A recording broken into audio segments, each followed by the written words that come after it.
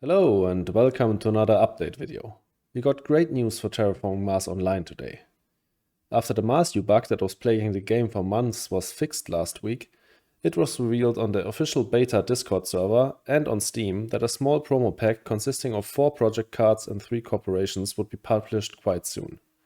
The beta actually started already today, and I had the chance to check out the new content already. Sadly, as with all closed betas of this game, I am not allowed to show you the in-game content yet, but we can go over the new cards and discuss their strength and impact on the game. First of all, we have Small Asteroid. It costs 10 plus 3 to buy and play. It's a cute little hate card that is cheaper than the regular Asteroid on the face of it, which costs 14 plus 3, but is more expensive if you factor in the titanium that you miss out on, and then it also destroys only 2 planets instead of 3. It's still cheaper to buy and play than an SP Asteroid though, but all in all I don't like it that much. Of course, it's still worth it to play if you have discounts or rebates, or you're swimming in titanium. And also if you desperately need the temperature bump. But yeah, it's not too impactful of a card. But next up we got Self-Replicating Robots. Probably the most complicated card in the entire game, but also quite a good one in the right scenario. Basically, once you play the card, it allows you to reveal a card out of your hand, not play it, and afterwards continuously put resources on that card to make it cheaper for when you actually play it. This only works for building or space tags, and because you need to reveal the card, this has some downsides. For example, cards like Demos Down lose a lot of their value if your opponent knows they're coming and can plan around it. Cards like Terraforming Ganymede or the other Jovian multipliers will disincentivize your opponents from passing you more Jovians, and cards like Mohole Area are best played early to get their production online. But because self-replicating robots basically offers exponential income, it can definitely be worth it. Just be aware of the 2 science requirement. Also, the devs have mentioned that this card will need rigorous testing in the beta, because as such a complicated card, it of course can lead to quite a few bugs. Next up, we have Snow Algae. It's basically micromills plus adapted lichen, but with a 2 ocean requirement. For that ocean requirement, it's basically 3 MC cheaper than the other 2 cards combined. Micromills cost 6 MC to buy and play, adapted lichen 12 MC, so 18 combined, while Snow Algae only costs 15 MC total. But the problem is, we're comparing Snow Algae to some of the worst cards in the entire game. And while it can be worth it to play in the early game due to that discount, especially if you want that plant tag, it's held back by the ocean requirement. Overall, an underwhelming card. But rejoice, the last project card we will get with the small DLC is Penguins, a fan favorite. Why? Well, because penguins are cute. Also, it's another 1-point animal, which is always fun.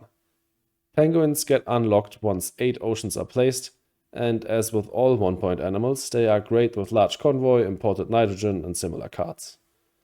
Also, since there are only 9 oceans, the impact that Inventrix, Adaption Tag, or Special Design have on the playability of this card is huge. To counteract this, Penguins doesn't destroy any plant prot, like fish or birds for example. In total, I really like this card, and I think it's a great addition to the game. But let's move on to the meat of this DLC, the 3 new corps. They are interesting to say the least.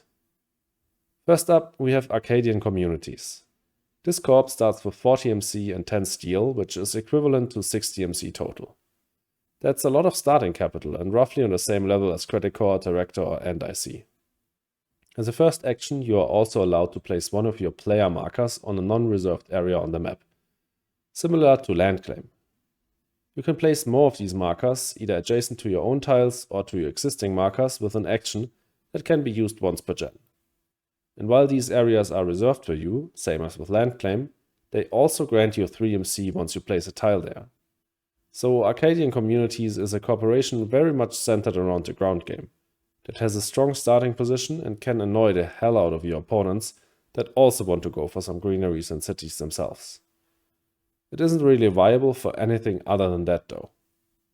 Also, there's one cool trick to keep in mind with this corp. So normally, you can only really spread your markers in one area at the start of the game, since after you placed your first one, you have to place all others next to your own tiles or markers. Of course, you can place a tile somewhere else and then also start spreading markers there, but with a prelude, you can immediately do that.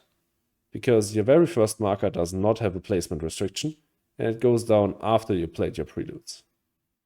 Next up, we get to Recyclone. This corp starts with 38 MC, a steel prod, and its ability reads: when you play a building tag, gain 1 microbe to discard, or remove 2 microbes here and raise your plant production 1 step. So basically, the corp grants you a free plant prod for every third building tag you play. And since you start off with a building tag on the corp itself, you get a little head start. In the base game, I don't really like Recyclone.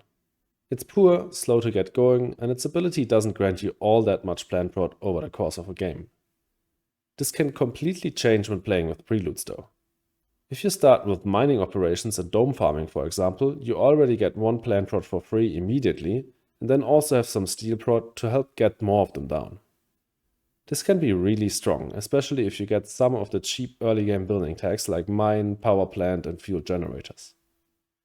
And then, of course, there's the combo with Extreme Cold Fungus, which basically guarantees you a plant prod per gen, as long as you play at least 1 building tag. Recyclone really pops off in colonies, but of course, that expansion isn't implemented in Terraforming Mars on Steam yet. Overall, I think Recyclone is a fun to play corporation that kinda requires preludes to be viable. And lastly, we get to Splice. This corp sucks, plain and simple.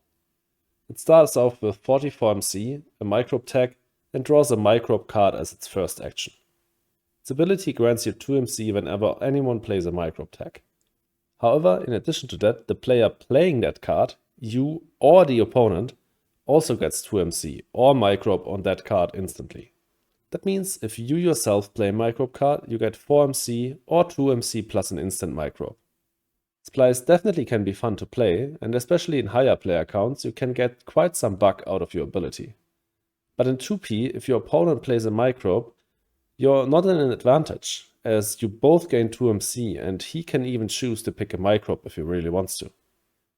Then you really want to play all of the microbe cards yourself, but many microbe cards aren't that strong, and without Enceladus, many combos are just too slow.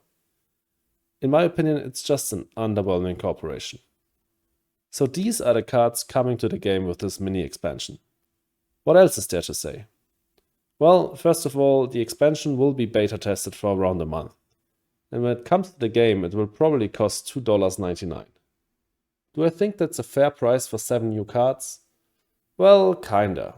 The devs need to be paid somehow, and even if it's just a very small DLC, I've seen way worse rip-offs in terms of skins and other cosmetics in other games.